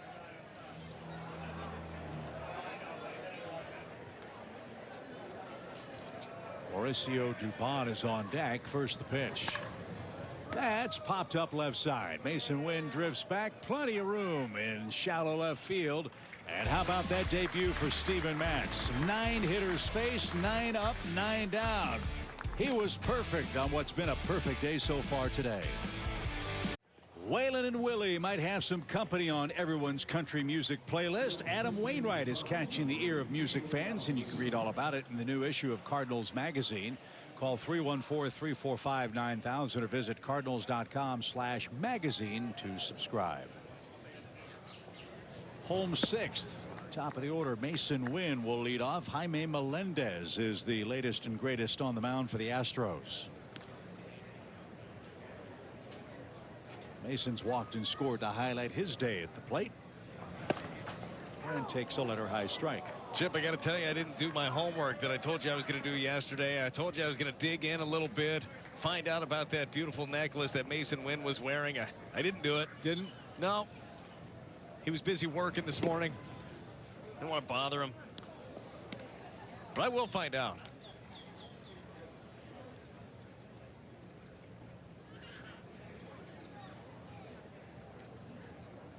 Two balls and a strike. And low and away now. 3-1. And Wynn is one of those guys, any ball that's hit in his direction. I want to take a look. And I mean, that is nice right there. Chip, you got something like that. No shot. You can pull it off. Swing and a miss. Full count, 3-2. I forgot, we went down and talked to Hunter Wendelstedt before the game. I forgot to ask him. I think he might have been on that umpiring crew when the Yoenis Cespedes necklace exploded at Citi Field. As Wynn takes ball 4, he walks for the second time. That's been the theme today. 7 Cardinals have walked. Cespedes slides into second base. His diamond-encrusted necklace explodes, and umpires were picking up pieces of jewelry and sticking them in their pockets. I wonder if Yoenis got every carat of that necklace back. Well, Hunter might have been there because I think I saw him pulling up in a brand new ride. Looked pretty fancy for spring training, didn't it? Pretty good. Andrew Kisner will swing at the first one, and a double play ball. There's one, and there is 2, a double play.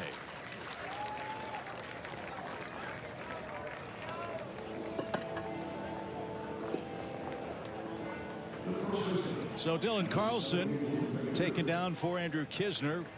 That's another good storyline, Brad. You touched on it. How would Dylan's work at the plate continue? Walked, homered, scored 2, drove in 2. Yeah, you got to like what you're seeing right there. Dylan Carlson is so talented. He's still so young and just trying to get the feel for things. His body didn't allow him this swing to get where it needed to be last year. He dealt with the thumb issue. He dealt with the wrist issue. He is looking solid so far this spring. Luken Baker pitch hits for Yepez here. Luken's hit a homer. He's knocked in 4 runs this spring. He's done a nice job. He is. He has. Luken Baker actually getting a lot of Juan Yepez comps.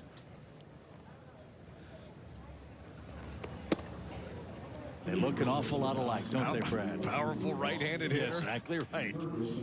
There may have been a play earlier in camp where Baker flagged one, and one of us, doesn't matter which one, thought it was Yepez. It reminded me so much of Juan's play at first base. Swing and a miss. And Baker didn't get it. As I said then, I will repeat now. It is still spring training for your announcers. Well, Baker's not going to get cheated up there. That's a big cut. 2-2 pitch. Oh, that buzzed the tower.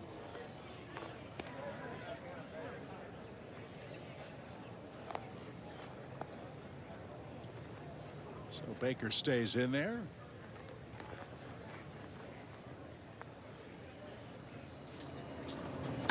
And a roller out toward short. Tricky hop. Sneaks under the glove and into shallow left field. So Baker's aboard with 2 outs. Figure that'll be ruled an error. Dupont, the shortstop, couldn't keep the glove close to the turf, and that cost him. This one looked like trouble early on. Like to see the shortstop be down on that ball. You see him just up. Got to play from the ground up.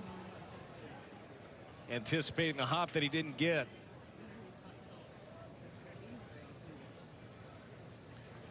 Pedro Paez is up. That was something that was interesting in Ollie's pregame scrum today, talking about the competition. He was asked by one of the beat reporters, how's the backup catcher position shaping up? And Did his response surprise you, Brad? Yeah, well, he did say that it is going to be a competition back there. We know that Andrew Kisner, he caught more innings than Yachty did last year, presumed to be the incumbent. But just like everywhere else in this camp, there is going to be some competition. And you know, you watch a guy like Tres Barrera, who had the big home run yesterday off of Kodai Senga. He's in the mix for this. Ivan Herrera certainly as well. Ali did mention Pajes today and how well that he has been regarded early on in camp and throughout the last season. So I did think that was an interesting development. So we'll see how that plays out over the final 3+ weeks of spring training play. Pedro works a 3-0 count. Astros have a complete new defensive alignment, as that's the automatic strike, 3-1. We'll get to those changes when they come up to hit in the 7th inning. Cardinals have had a very patient approach at the plate. They've walked 7 times. And this one on the ground. Dubon will take the flip at second, and that will send us to the 7th.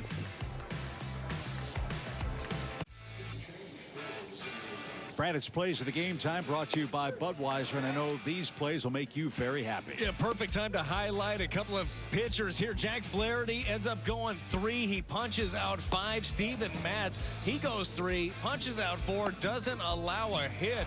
Both of these guys look like, I mean, for their first Grapefruit League action, they are well ahead of maybe where you expected them to be, but exciting to see this, and looking forward to watching Drew Verhagen get to work in his 2nd appearance so far in Grapefruit League play. That's Drew's line from last season. Too many base runners. You know, he'd like to improve on that. And on the check swing, no swing. It's an even count. 1 ball, 1 strike for Mauricio Dubon. Yeah, Verhagen finds himself in a spot where he's, you know, battling to be on this roster. He signed a 2-year deal last season, dealt with the hip issue, missed a lot of time last year. He's got very good stuff, good velocity on the fastball, plus breaking ball. It's putting it all together.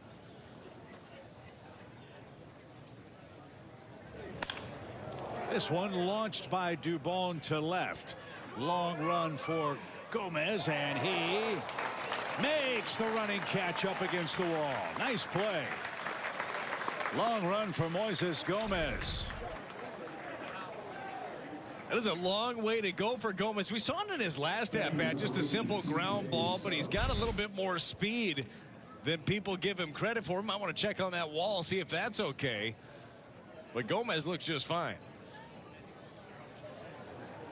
C.J. Stubbs gets his first at bat.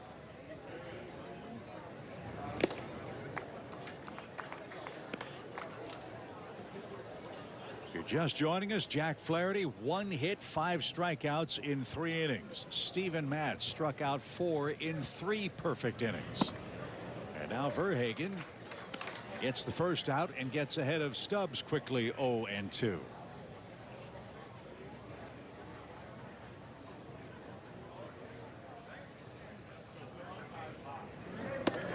Breaking ball, froze Stubbs. How about that sequence, Brad?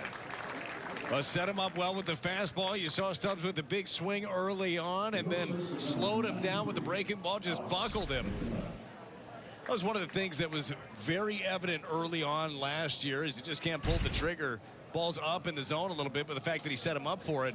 Saw Verhagen in spring, and his breaking ball just dropped off the table. Another good look at it right there. Steal strike 1. To Alex McKenna, who just checked in. The Cardinals pitching staff has struck out 10 Astros hitters today.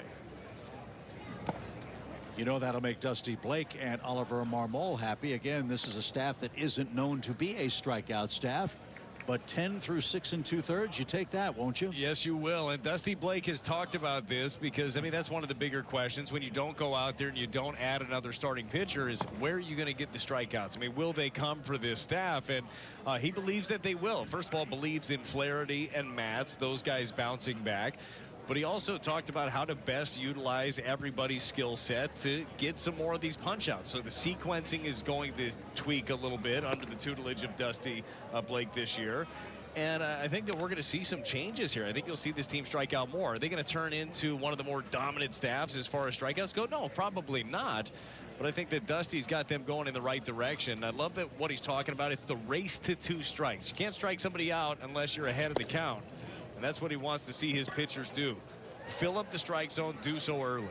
And when the Cardinals pitchers have missed, they've missed in that spot today, right? You said that earlier in the game, even with Jack Flaherty. If you're going to miss there. That's it. Miss down, miss on the corners. We're not seeing a bunch of wild arm side misses. Looks like a staff that's pretty well honed in so far. That's the first Astros base runner since Hensley's home run in the 2nd inning. That's how well the Cardinals have pitched today. This is Kennedy Corona. And he's ahead in the count. I take that back. He's behind in the count. No balls and a strike.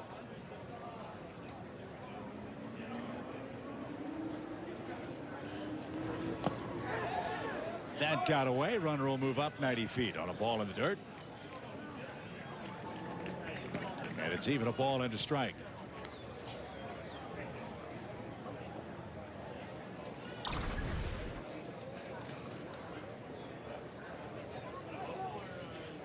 Cardinals take on the Tigers in Lakeland tomorrow. Gordon Graceffo will get the ball for the Redbirds. Then on the 8th in Tampa, Jake Woodford will start against the Yankees. We're back with you here on Bally Midwest on the 9th when Nicaragua comes down to go to Hudson. Will start for the Cardinals. We'll next see the Astros on March the 11th when we move up to West Palm Beach. Another impressive inning, this time from Drew Verhagen. He strikes out his 2nd man and sends us to the stretch with a 6-run lead. Theme night tickets are on sale now and feature returning favorites like Star Wars, Grateful Dead, Friends Night, and more. And new for this year, don't miss Harry Potter, Yellowstone, and Emo Night. For details and a full list of theme date events, visit cardinals.com/theme. Home 7th. It is all Cardinals today. A 6-run 2nd inning thanks to 6 Houston walks. I can't wait to see your attire for Emo Night. I mean, you're a sharply dressed man. I'm going to show my age. What exactly is emo? Just kind of hoping you know. I know. He's emotional. Yes. With young children, we know what Elmo was, right? Probably darker hues, I'm guessing. Well, we'll have to just find out together, shall we? Make a night of it. Yeah. Alec Burleson, the batter. He's walked and scored today. Taylor Motter on deck. Little roller out towards 2nd. That should be no trouble. And there is out number 1. Cardinals have held the Astros to 1 run on 1 hit today. That's the best news of the day, with Flaherty, Matson, Verhagen doing their thing. And 1 man is down for Taylor Motter. Motter looks for his first hit.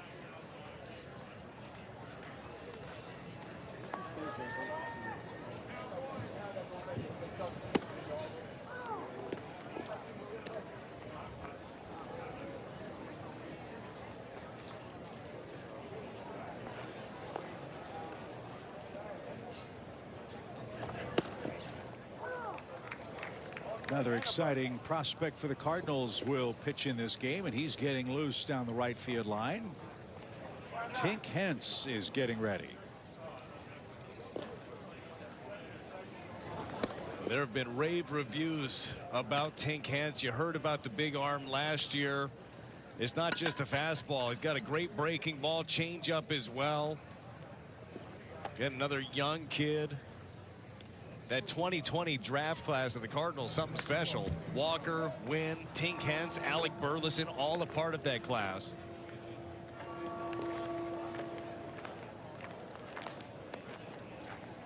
He's another one that won't be wearing a high number for very long if his trajectory continues. If he's number 95, it says because he picked it. So I like this. This fits me. Did you pick your number, or was your number assigned? No, Chip. I was very happy to have a jersey. Any number you got, right? Yeah, first spring training, big league camp, I was number 78. Got called up to the big leagues and ended it with 48. They knocked 30 off, and I was pretty happy to have it. Here's Moises Gomez. Melendez, a nice pitch to take care of Mr. Motter. And 2 men are out for Gomez, who's 1 for 2. He's walked, he's singled, and he made a nice catch.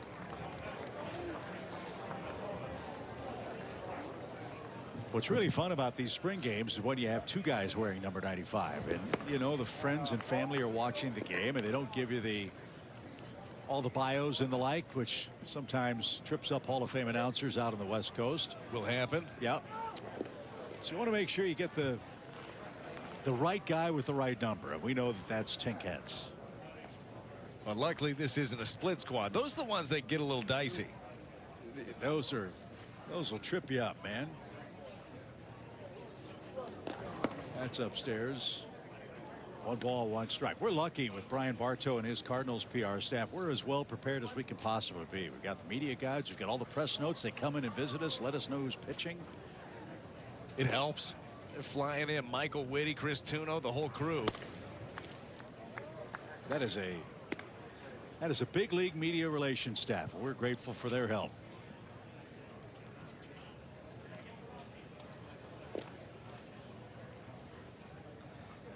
Two balls and a strike. And Gomez didn't get that.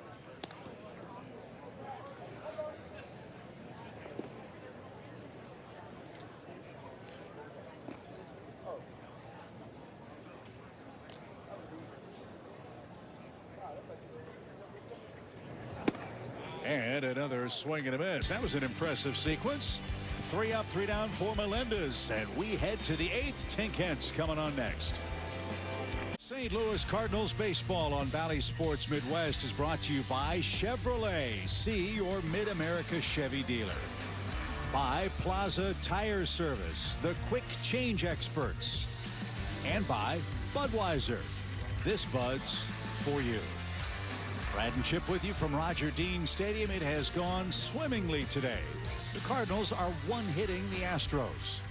And Tink Hence is coming on in the 8th inning. Well, so much excitement around some of the young prospects. We've talked a lot about Jordan Walker, rightfully so. Mason Wynn, rightfully so. And Tink Hence is right there in this line. Talented young right-handers, hard thrower. But he's got a really good feel for what he's doing at just 20 years old.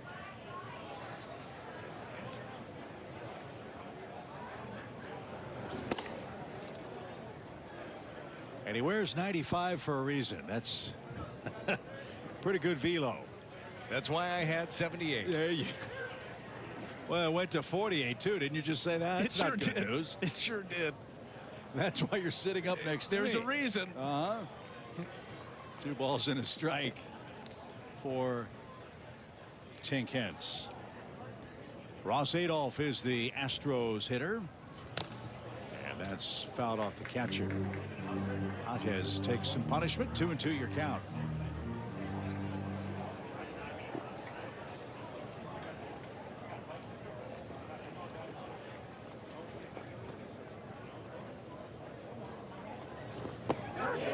He went around. A wicked curveball takes care of Ross Adolph. And the Cardinals just continue to rack up the strikeouts. That's 12 of them. You got to be excited about this. He's showing off the fastball and then the good feel for the breaking ball as well. Just tight breaking ball, back foot to the lefty. Exactly where you want it.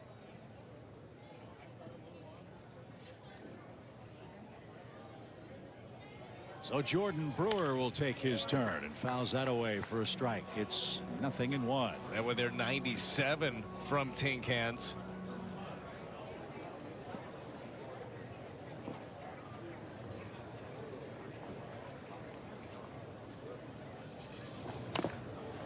You know, he's Marcus Stroman-esque. You know, not a big dude, but he generates such great velocity. Yeah, gets the most out of it. And I still believe at 20 years old, I mean, Tink's going to continue to grow into his frame. Listed at 6'1", 175.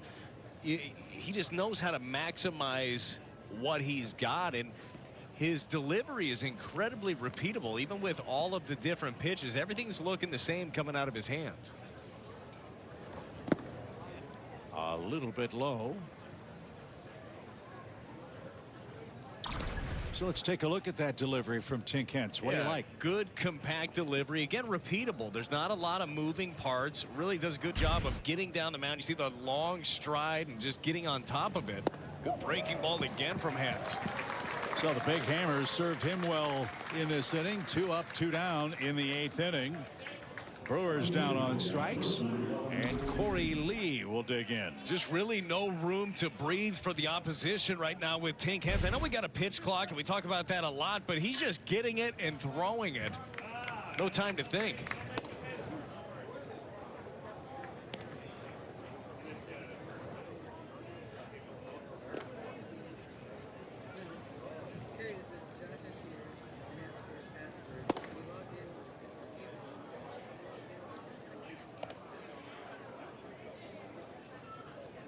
Two balls, no strikes. Pretty good numbers last year in Palm Beach. A ball.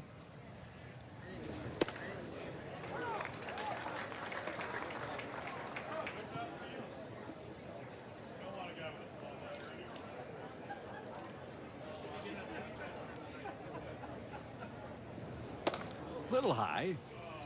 And now 3-1. Have to believe that this year you would think that Tink Hence likely start in Double-A. Maybe make his move up to Triple-A. Again, 20 years old, still trying to build up those innings. Lee thought he earned ball 4. Instead, it's a full count.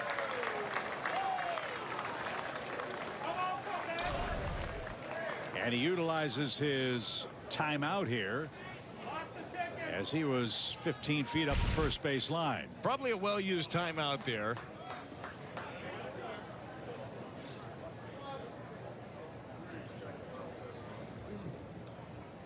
So the full count pitch is outside, and that one is ball 4.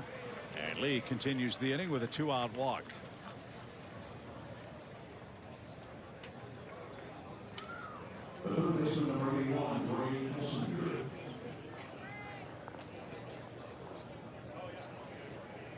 This is Gray Kessinger. That name should sound familiar. His grandpa was the great Don Kessinger, who played shortstop for so many years for the Cubs. How cool is that? You know, I think that there's something, Chip, to these bloodlines. I don't know if you agree. There's so many things, Brad, I could say, but it's a little. But how cool is this, man? Don Kessinger, such a great player. And Gray Kessinger taken in the 2nd round of the draft 4 years ago by the Astros. It is good cool for him.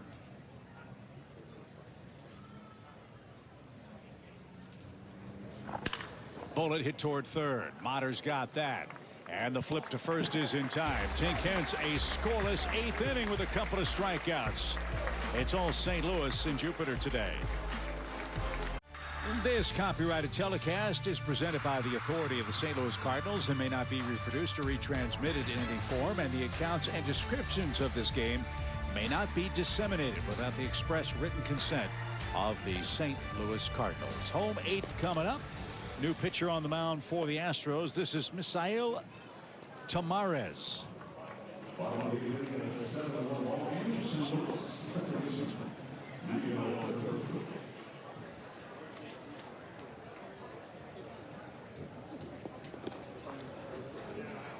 International signing for Houston. Last year, 2 levels, Double-A and Triple-A. A starting pitcher went 4-7 between Corpus Christi and the club at Sugar Land. They used to be the Skeeters. I'm not sure what they did. I think they're the Space Cowboys now. That's it. That's exactly right.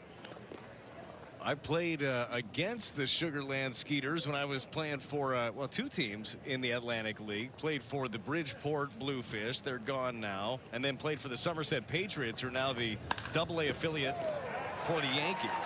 Giracuto with a base hit in the 8th inning. He's had a 2-hit day, Brad. He's also knocked in and scored a run. Again, too, with Karakuto, he's just got a very smooth, quiet stroke. Goes down and gets this one here. It's nice and easy. Drives it the other way.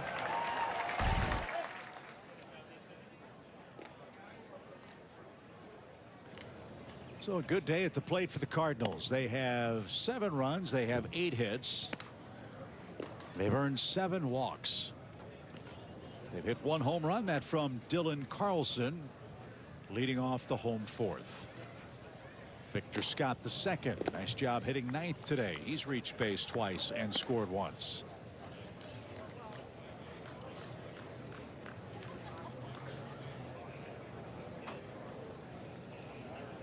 And it is Victor Scott the second. He prefers the suffix at the end of his family name. And Victor now a 2-1 count. Like to see Victor Scott the second hit a ball in the gap and be off to the races. Way high. And 3 balls and a strike.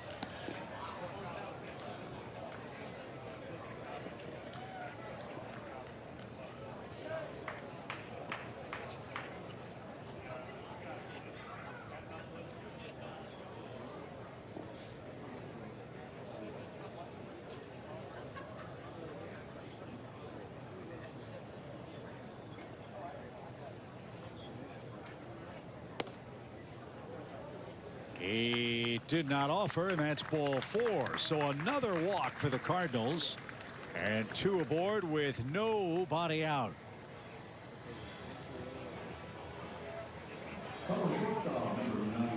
So again for Victor Scott the second, hitting 9th.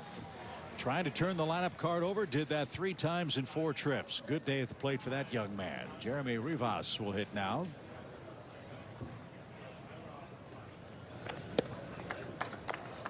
He turned it loose. Strike 1.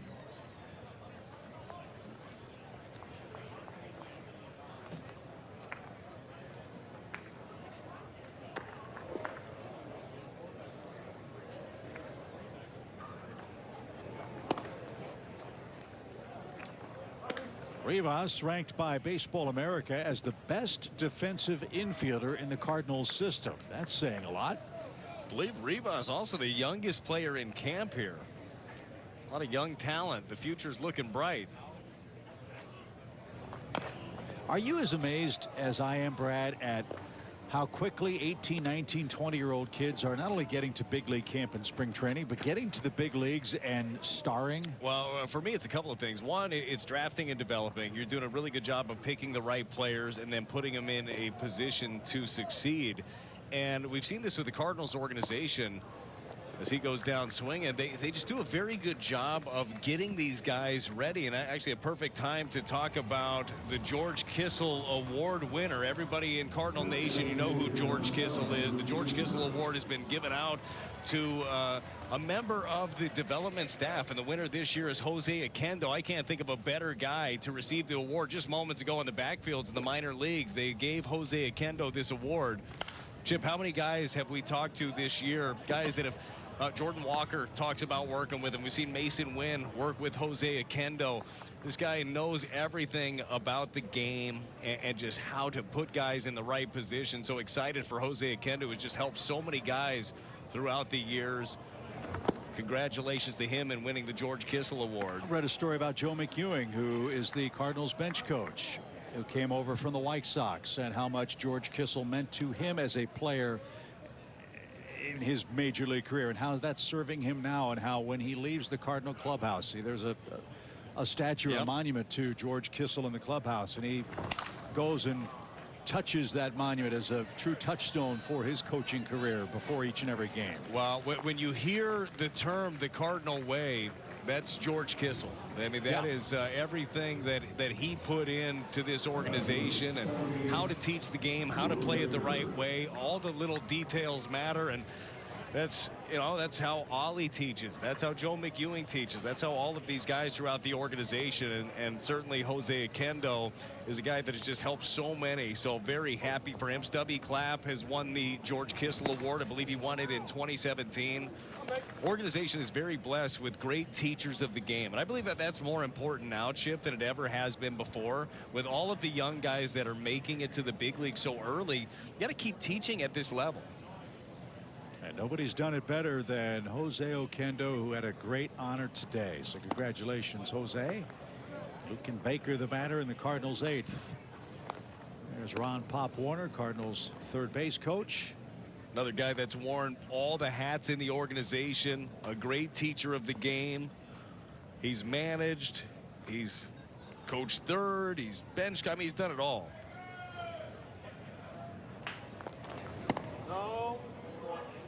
When someone says you're an organizational man and you're with the St. Louis Cardinals organization, that's about as high a compliment as you can get. It really is. No, it really is. And especially now, I mean, you know how competitive these things are. If you're able to stick in an organization for a long time, other teams are trying to pick off coaches left and right.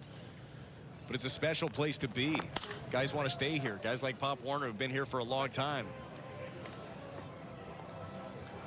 Lucan Baker turning it loose. Oliver Marmol has to be delighted with what he saw today from Jack Flaherty and Steven Matz. Yes, he is. And Ollie, an organizational man himself.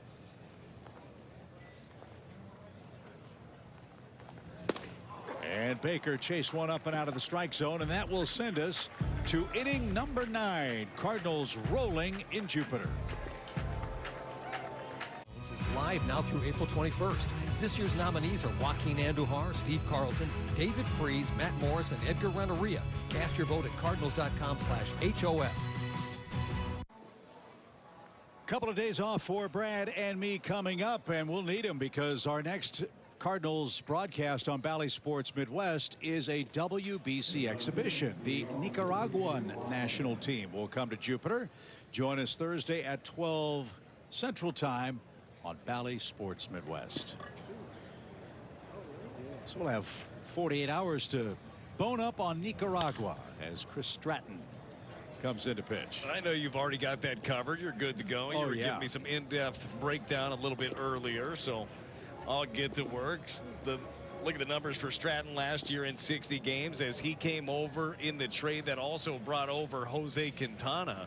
Cardinals really needed somebody in that bullpen that could take the ball each and every day when called upon. A veteran guys, they've got a lot of young arms you want to be careful with. Stratton answered that bell for the Birds last year. Rylan Bannon, the first man Chris will face. And that one a little tight. Makes it 2 balls and a strike.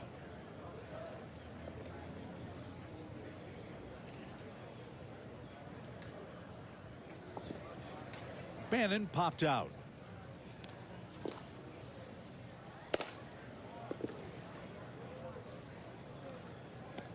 A little too high.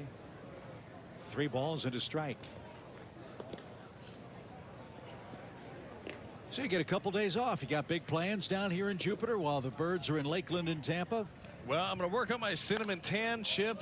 It's going to take a while. Burn, peel, repeat is usually the process, but I got the family down. The kiddos came down for a couple of days, so they're at the ball game today. Looking forward to taking on a beach day, so that'll be a stop and get a ton of sunscreen first and head to the beach tomorrow. So you say you're working for free today? That's correct. That's how this works. Bullet into left field. That's the second Astros hit of the game. That's right. They have 2 hits today. The first one was a home run. So Bannon aboard to lead off the 9th. And here's Mauricio Dubon with a man aboard, nobody out. Yep, Tigers and Yankees, the next 2 opponents for the Cardinals. Will face Nicaragua back here in Jupiter on the 9th. Then the Mets again on March the 10th. That'll be a night game. Looking forward to Roger Dean Stadium under the lights. It's always fun. Once you start getting the night games in spring training, too, you get a real feel for it. That's always one of the weirder jumps when you go from spring training to the regular season. You have all these day games. You play very few of them during the season. Make those adjustments in your sleep and timing. That's hit high in the air toward left, but playable. And that'll take care of Dubon for out number 1 in the 9th inning. Yeah, there's nothing like the day game after a night game, too, in spring training. Those are always fun when you do that for the first time. Well, you'd rather practice it then, right? Bounce back pretty quickly. Usually end up getting a little more sleep, a later call time for that one. C.J. Stubbs is the batter. And fouled away for a strike. Cardinals do have a second open date during spring training. They had their first one a few days ago. The next one is March 13th. And then from the 14th until the 27th, they play every day to get ready for opening day with the Toronto Blue Jays. And that's lifted into a crowd of 5,108 today on a work day in Jupiter, Florida. Nice crowd. And they saw the Cardinals score 6 second-inning runs. They saw Flaherty and Matz dominate Houston today. Got to be happy with what you saw from them. The pitching from the Cardinals has been very, very good, commanding the strike zone. And those two guys, pretty obviously, are big keys to what you're trying to do, as they represent 2/5 of your rotation.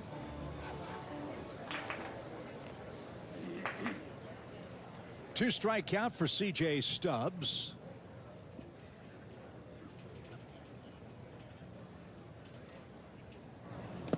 And he chased and strikes out for the second time. So the Cardinals have one more out to get.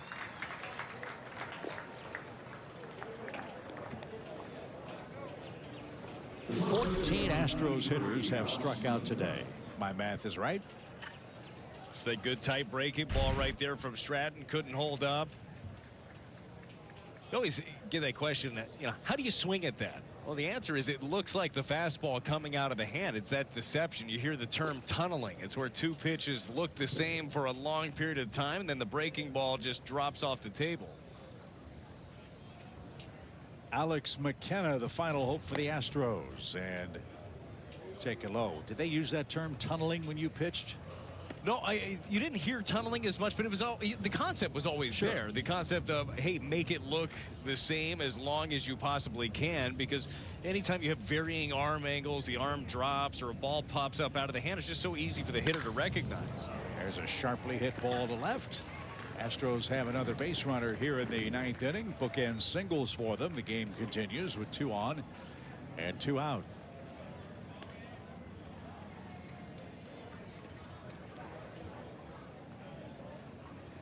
The right fielder at 95, Kennedy Corona.